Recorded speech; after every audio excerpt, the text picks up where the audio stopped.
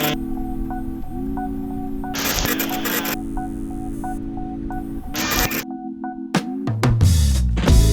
it going, everybody? So today I'm going to be doing something a little bit different. I'm going to be doing a little bit of simulation practice, flying drones. I fly the DJI Avata and the DJI FPV. I've had other drones before, such as these little guys, these tiny whoops. These things are great. Super volatile batteries, that's why I went with the DJI systems. They have smart batteries that will like discharge themselves over time and basically like keep your batteries safe and keep them from puffing up and all that jazz. So I haven't tried recording and playing this at all yet, so like we're gonna see how this works. But yeah, hopefully it does. Let's start off with a little bit of micro drones. We're gonna fly the ones like the one that I just showed you, which is a type of drone called a tiny whoop, which is little drones that are meant for indoor flying and usually have radio control or like radio connection with the headset. So you fly indoors, you fly relatively close, but then there's like larger drones and whatnot, and there's other simulators for those. So we're gonna see if the simulators work really well while screen recording and doing all that other stuff. Yeah, we're just gonna test it out and see what it do. We're just gonna go fly. All right, they got all kinds of spots. I do like the Sealand spot. Let's go to the obstacle course at Haverton High. And this is a copy of the drone called a Novice 2. I forget what company makes it, but basically it's a type of drone that has like a long range counterparts. Oh, I guess I haven't. That's one thing. Get that controller connected. That would help. There we go. Okay. So these micro drones, again, mostly meant for flying indoors, but there's like a long range version of this one. I was thinking about buying it for a while, so I made like a little custom drone in this game.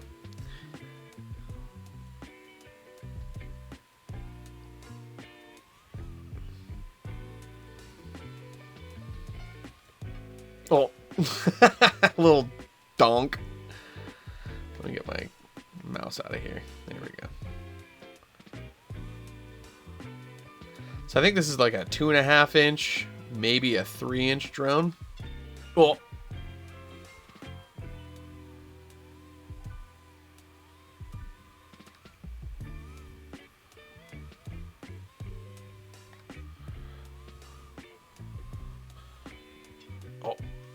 Yeah, that's a situation where like you hit something like that and you go flying. Some of the simulators you'll see, some of them account for that and they'll actually like send you flying. If you bump into anything, basically like you're off course, absolutely. But then there's ones like this where like you kind of hit something and you just sort of like here, I'll show you. You just sort of bump off of it. Different simulators tend to focus on different things. Like I feel like Liftoff, the larger simulator for this game, is really good for like making the physics really realistic. It feels really accurate to like flying a real drone. Like you fall a lot quicker than some of the other ones. A lot of the other simulators are a little bit floaty. Oh, you also get good slide in this. So like if you're going across a smooth surface, you can doop and skid, right? Which is something that you can do with actual drones too. Like a lot of them have carbon fiber frames, and that smooth carbon fiber underbelly allows you to do stuff like that. Oh, yeah, that would have been like a cracked lens probably. That's the hard part, is like in real life, if you crash, yeah, you might be able to crash and keep flying, but there might be like, you know, one prop that's cracked or anything like that. Like that, I probably would have cracked something. And this happens too in real life. You get stuck up in places. I've gotten those little tiny whoops caught in all kinds of different places. I'm actually going to be editing a lot of the content that I shot with those over the past year, over the next year. I'll be making content at the same time, but I'm really excited to kind of like finally use some of the content that I've created. There was a big hard drive that I had that basically, I did something dumb with it, and I keep them up under my... I keep the hard drives up under the top of my desk. We live in a trailer, so I want to keep them secured in some way, so I Velcro them. There's like adhesive Velcro that you can get. A lot of it's called like hook and loop, I believe. Velcro might be a name brand, I think, but the idea is I'd Velcro my hard drives up under the top of my desk, and the one day I was just like sort of making sure that all my drives were connected well, and I didn't think about it. My laptop was still on, it was like sleeping, but the hard drive was therefore still running. So I pressed on the hard drive to make it...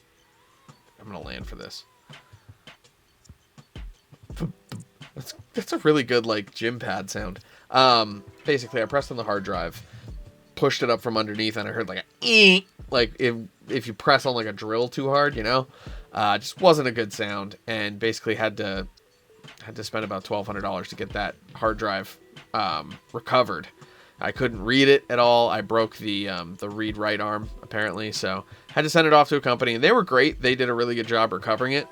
Oh, jeez. Did a really good job recovering it. They allowed me to pay in, like, installments if I wanted to. I didn't need to at the time, which is nice, but I had to consider the option for sure. Like, that's really expensive for a hard drive repair, but when it comes down to a year's worth of content, which kind of also explains why I haven't been posting as much over the past couple of months. A year's worth of content is worth more than that, you know. Not only are they like YouTube videos and stuff that we could post for people's entertainment and possibly to, you know, gain a following on, but like they're memories of ours, you know. It means a lot to have that stuff. So it was crushing when I thought I destroyed that drive. I've had that happen before with drives where I've like had a bunch of music written and saved there, and that music's all gone. But, you know, now we live in the age where you can actually recover that stuff. So we're lucky that we can do those sorts of things. And I was really lucky that that could be recovered. So, I forget the name of the company, but once I post this video, I'll make sure that, we post a link to their page. It was On Track, I believe it was called. Yeah, On Track Recovery. And as much as it was expensive, I did get another, I think it was like an 8 terabyte drive out of it. So I'll be able to use that as a backup drive now that I've backed up that entire, all that data to the cloud, basically. So yeah, random tangent there, but yeah, I have a lot of content coming. We got a lot of stuff that we're going to be making. And I'm going to be doing a lot of this stuff, both in the virtual world and in the real world. Sorry if that's a little jarring. But this actually seems to be kind of working. I'm curious what the saved file is going to look like. Oh, bonk. Okay, let's see if we can do a little... Oh, that was way too tight. Okay. So, we're going to switch different level. There's some other places around here that are pretty cool. I do like Sealand a lot. And I'm going to go to the Driblet, which is a one of the newer drones from JollyRoger, which is a company that they will custom build these drones and do some really cool stuff to make them just like incredible, reliable systems for both cinematic shooting, like if you want to put a camera on it and get some really cool stuff, or if you're more into freestyle, which is like the kind of style that I'm flying right now. Do they have the Bobito? Yeah, they do. Okay, so wow, that is so tiny. That's how small that thing is. So we're gonna fly the Bobito, which is like the newest micro drone from JollyRoger. Basically, Bubby FPV created his own micro drone, this little tiny whoop, and it's supposed to be really, really powerful and cool. Whoa, okay, I do not have a... All right, I have to make a yes, modify the blueprint. Wow, I can't talk. All right. You can see this curve kind of flattening out when I'm raising this expo. It's interesting. You can really like fine tune the way that you fly these things and the way that they feel when you fly them. So I'm gonna start with that, and I'm gonna see what that feels like, because it was just way too sensitive. Yeah, that's already like way better, I can tell, as I fly directly into something. Whoa, this thing's got some power.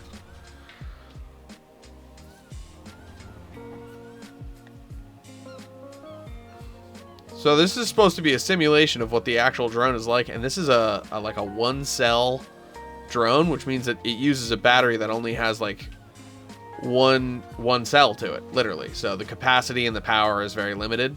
But wow, it feels like this thing uses that power very well. Whoa, okay, all right, chill. Yeah, I'm only about like less than half on the throttle, and it's cruising on this. So it's a combination of a really lightweight drone. Woo! Yeah, really lightweight drone, and I mean really lightweight battery because it's only 1S, but that definitely limits. Like, this probably doesn't have craziest of flight times. I could see it being limited to like only about 3 minutes maybe, and that's probably generous. Like, it could be even like 2 minutes, especially with this kind of power, but a lot of fun. Wow. That's definitely a company that if you want to get into manual FPV drone flying, which is like this sort of custom drones where you can, solder parts onto them, and you don't have built-in DJI apps or anything to control them. Whoa, okay. Thought I could power loop it. Not quite. If you want to have that manual control, there are like a lot of rules that you need to be aware of. Oh yeah, we did it. Oh no, we didn't do it the second time. Wow. Into the drink. So yeah, there's a lot of rules to flying drones like this. But if you observe them and you're aware of them, man, you can have a lot of fun.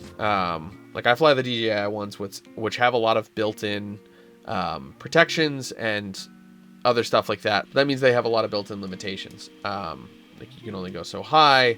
If there's a plane in the area, it'll get you out of the way. It'll tell you to, return to ground. It'll even return you to home if you are in an area that, like, you're not allowed to fly in.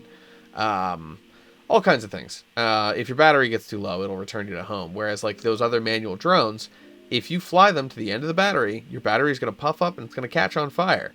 So, like, you need to be aware to not let it dip below a certain voltage. It's very important.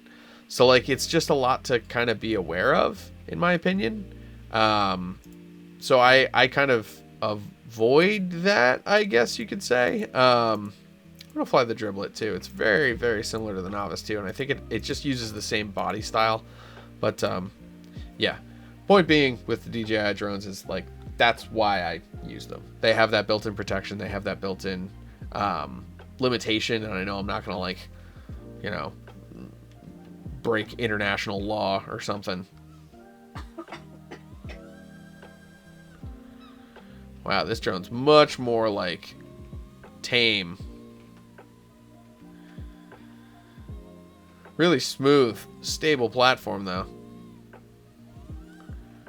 But it feels, like, heavy and a little bit sluggish. Like, it doesn't quite... It's a little underpowered, almost. I mean, to be fair, though, that's, like, the tiny whoop that I currently have. So, like, these little ones up here that I showed you before... That sort of power is what you can kind of come to expect, where it's much more steady and stable, which is nice.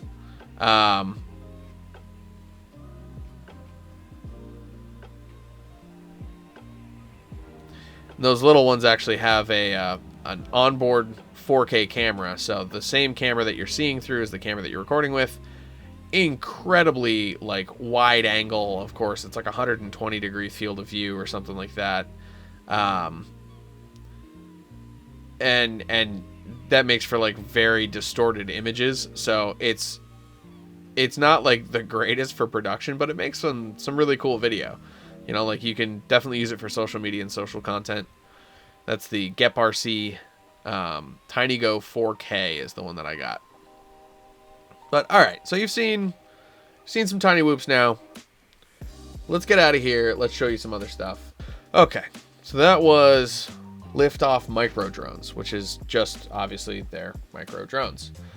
We're gonna quit this, and then we're gonna check out Liftoff, which is the other Rotor Riot sponsored. Oh, they have a holiday celebration thing. Cool. But this is from Rotor Riot. It's another game that they had involvement with and continue to have involvement with. They're both made by Luga Studios. As you can see, there's tons of people involved, and they're really well built simulators.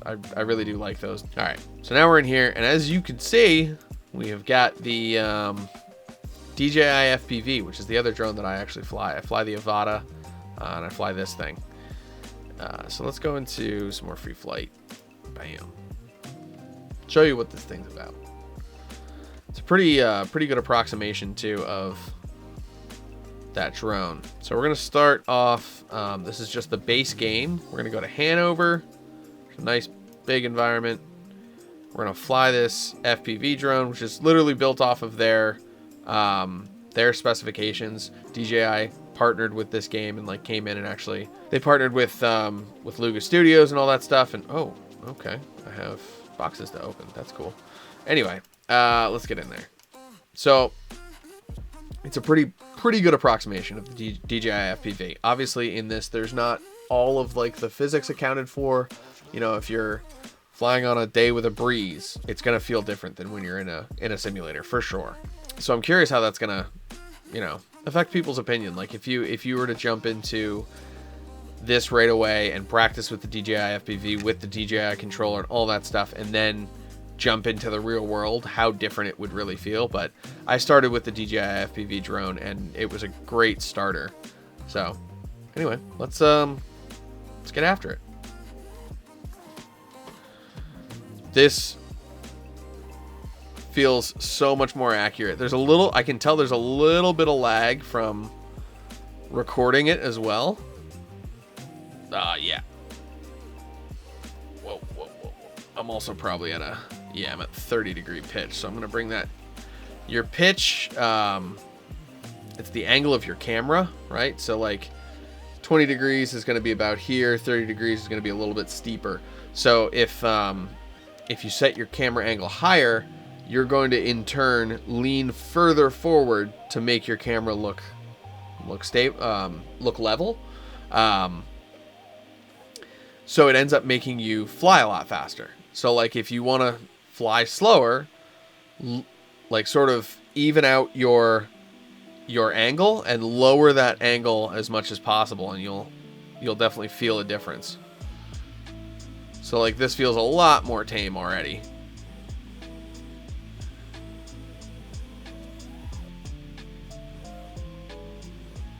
I would have destroyed that drone there.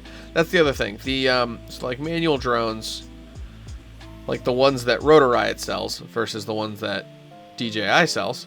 Rotor Riot's drones, because they're made from like carbon fiber and they have swappable parts, like you can, you know, take something out, solder a part onto it and repair it that way rather than like repairing an entire assembly or replacing an entire chunk of plastic and electronics. So those custom drones are then like much more durable. They're much easier to repair. But to be fair, I have crashed the DJI FPV and the Avata. Actually, the Avata more times than the FPV. But the DJI FPV, I've cracked it a couple of times, like smoked it off of a tree branch as I'm doing basically I was doing like this, where I'd come around and I'd flip up and then I came down and boom, smoked a tree branch like that. Not quite like that, but like hit a tree branch on the way down and it knocked the drone around, but then the drone automatically paused itself and just stopped in midair and hung there. And I could tell like, well, okay, it's obviously in the air. It didn't land. It didn't do anything like that. It just froze itself. And honestly, it worked really, really well. Like it was a great failsafe. and the drone wasn't damaged, so it could continue to fly.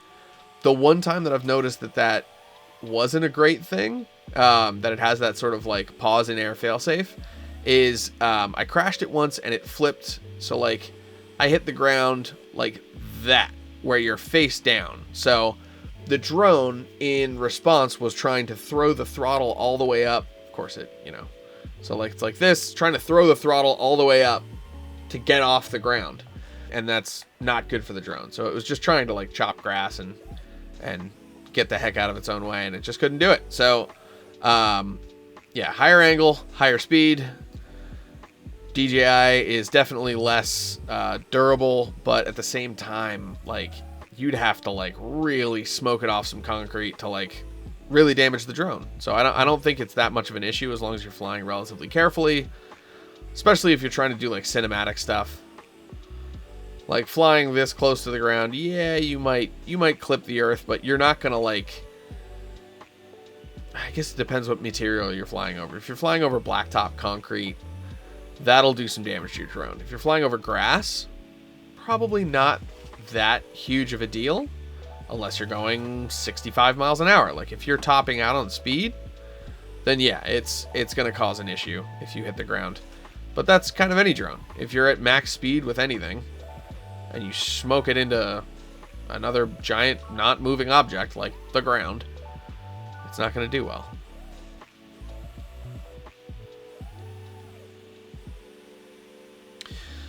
So I'm just going to do some flying. I'll show you some freestyle stuff, but nothing too crazy.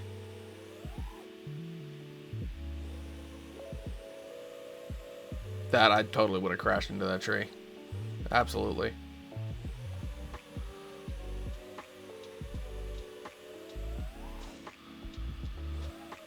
Oh. Yeah, so there are like damage modes that you can set up in here too. So let's see.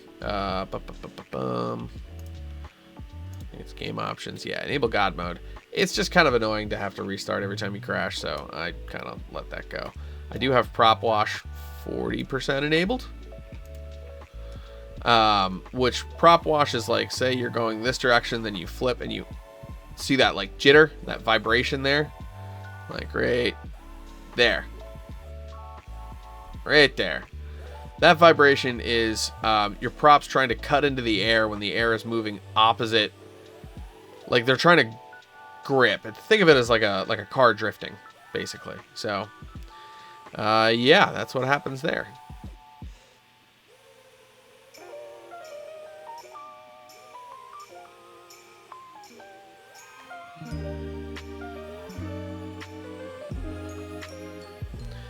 All right, I'm gonna pull off the training wheels a little bit, do some serious flying.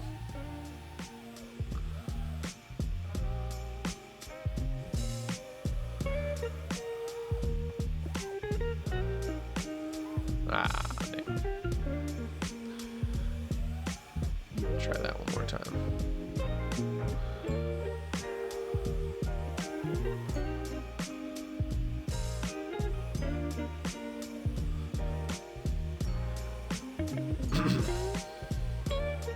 Damn.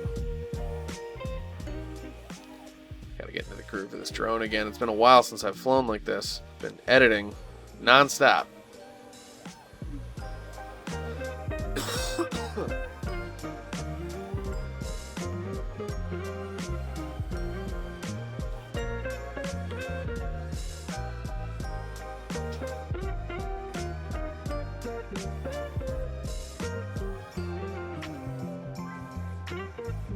God damn. Here we go.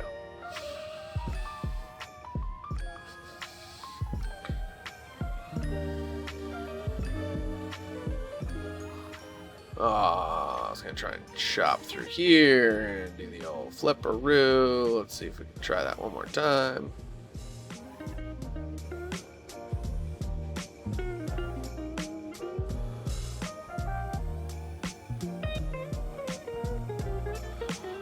Nope. I mean, it's kind of cool enough to go through the So like here. Oh, that was close. I was trying to do, so there's a move that you can do. You pitch forward and then you barrel roll and you go whoop, like that. Oh, hello. Yeah, alright, let's go find some snowmen. There's a little quest we can do. These simulators are a lot of fun to just like fly around and cruise and whatnot, but like I like that they also add like kind of mini game content like that. Oh, I don't remember that bamboo being there. It's like solid too. That's weird. All right, so there's 4 more snowmen around this map. Somewhere. I'm feeling there's going to be one up here. This is a big like landmark. No, I'm not seeing one up there. There's not one like on the railing or anything. No. One underneath in the rafters. That's a challenge right there, by the way. Doing one of these, getting inside these rafters. Oh, and like actually doing a loop around it. That's a skills test right there. Nope. Nope, and now I'm stuck. Oh! There we go. Never take the hand off the throttle. I should know better.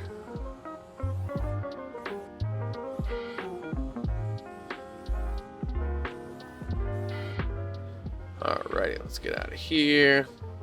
So one of the major differences between these simulators and actually flying is that you when you're actually flying, you've got the headset on, and that's a huge difference in like your awareness. It literally cuts out every other distraction around you. You know, you're not seeing anything in your peripheral vision and sort of getting distracted by that, but like you're also just sort of in a closed loop. You literally can't see anything else. So like it makes a big difference for like having peripheral vision when you're in the drone, like being immersed and sort of, you know, only aware of like the objects around you. It's really good for that. So like I think it's almost easier to fly in a drone sometimes, but obviously like you add atmospheric conditions, gravity, all this other stuff like that. Well, obviously gravity you can calculate for, but like all these things that make for imperfect calculations in a simulation, basically like are what make it more fun to fly outside. Wow. So I feel like I did a loop kind of on the whole map, because like it doesn't allow you to fly super far away, but we're only finding one? Really? Alright, so we'll have to check each one of these alleyways, probably the tops of these buildings too.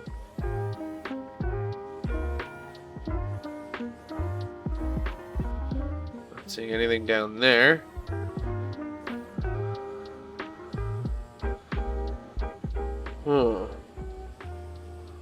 Fuck, my stick cam keeps going out. It's probably because the battery in there sucks.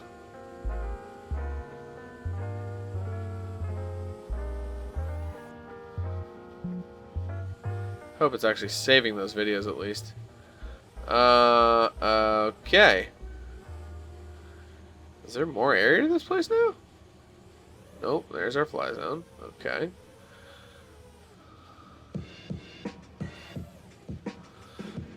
Yeah, I can definitely feel the lag from the recording.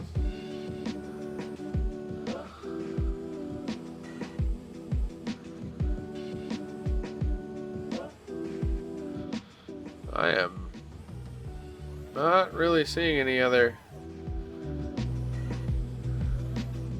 snowmans.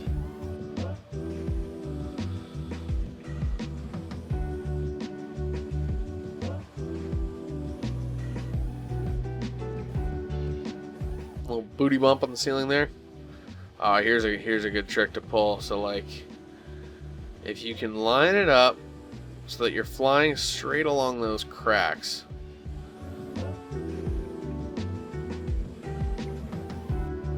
Fuck.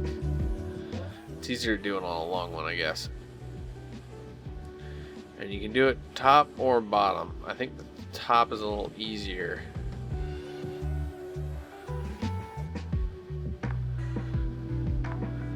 Oh! Okay. We can do this.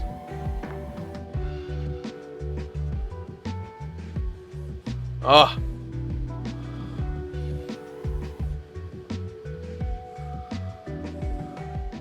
Whoa, that was close. This would be an absolutely annihilated drone by now.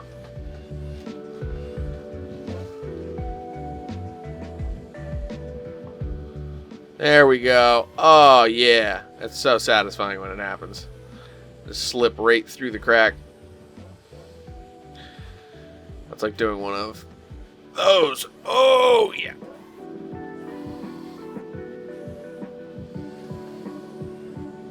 There's another cool trick you can do. So, you can kind of reverse your drone in a way that like makes it kind of feel a little bit trippy. So they literally call it a trippy spin. The idea is you lean back and then you sight your object in the middle of your... There we go. There we go. And you can just hold it there. You can get even closer.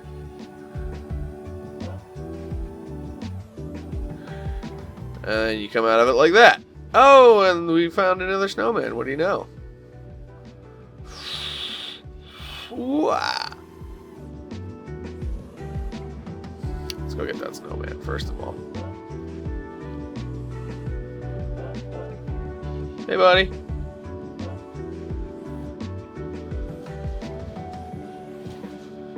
Wow. Bonked through there.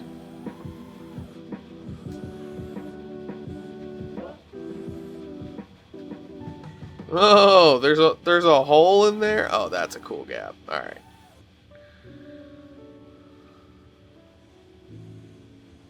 So how would we do this? We would have to approach from like here. Have just enough momentum to... Oh! Not quite. All right, so that trippy spin, doing it under something like this is even harder. Oh, because you're likely to smoke the ground. So you got to be real good to do it in here, and I like to think even better to be able to do. So you're trippy spinning around this thing, and then you go, the old trippy spin transfer. I don't know if that's what it's really called, but that's what I've been calling it. So like, here we go, trippy spin. No, that was sloppy. That was a sloppy spin. Oh, that was awful. Awful, awful, awful. Alright, come on. So come back.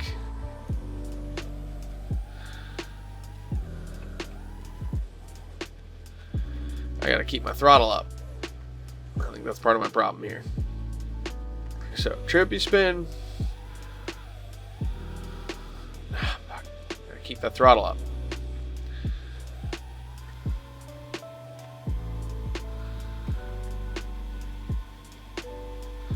Trippy spin. Oh no.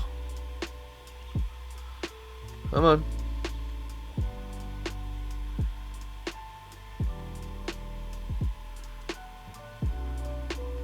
That was like the widest trippy spin of all time.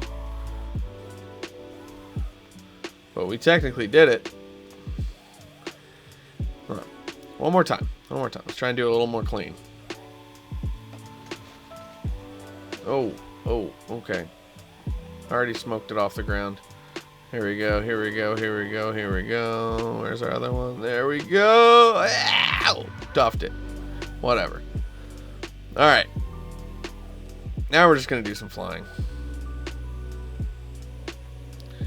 and just want to get some acrobatics in.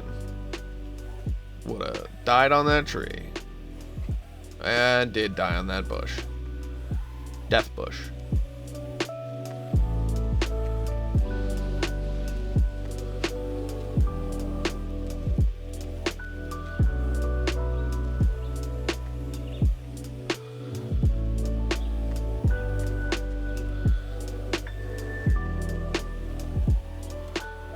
Damn. I thought I was going to go like that around it.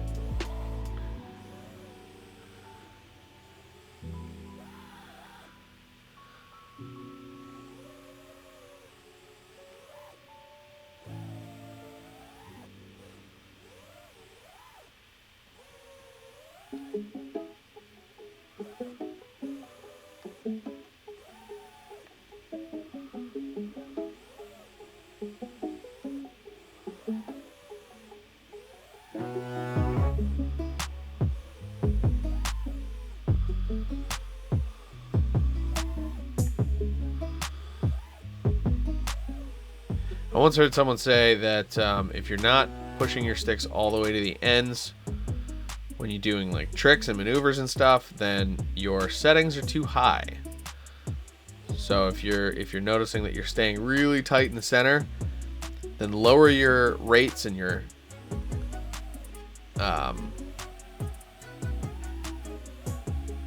lower your rates and see what it feels like. There's some people that fly at 1500 meters a second or 1500 degrees a second. There's some that fly at 3, some that fly at 6, like I tend to. I'm usually around like 600.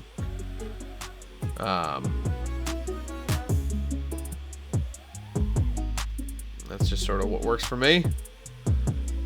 Oh, face plant. Ah, another snowman. We're only at 3 of 5. Good lord, they hit these things well.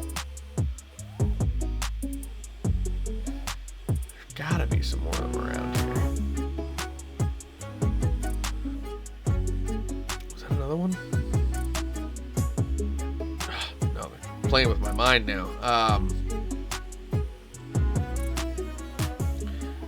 Alright, so yeah, if you like this type of content, we'll come back. We'll do some more, maybe even stream this. I really want to see if the new PC is going to be sort of adequate in doing streaming and gaming stuff a little bit more. If our internet's going to be a little bit more powerful when we're in Florida, and if it's better when we get back and we're back at the family land in what, March? April we'll be back. So yeah, till then I'll be flying around and trying to find the rest of these freaking snowmen. Anyway, thanks for watching. Appreciate you joining us. Would love it if you would love it if you subscribed. Really appreciate it. It would super help out. So yeah, catch you next time. Peace.